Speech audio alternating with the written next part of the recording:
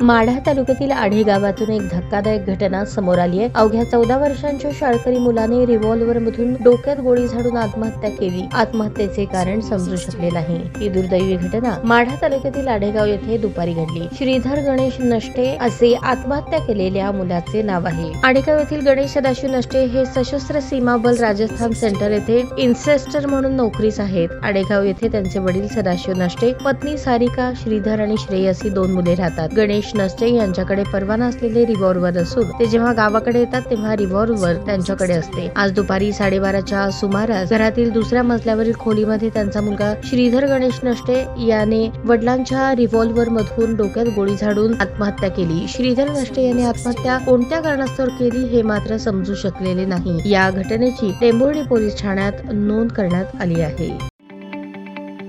ताज्या बातम्या पाहण्यासाठी प्राईम महाराष्ट्र न्यूज चॅनलला सबस्क्राईब करा।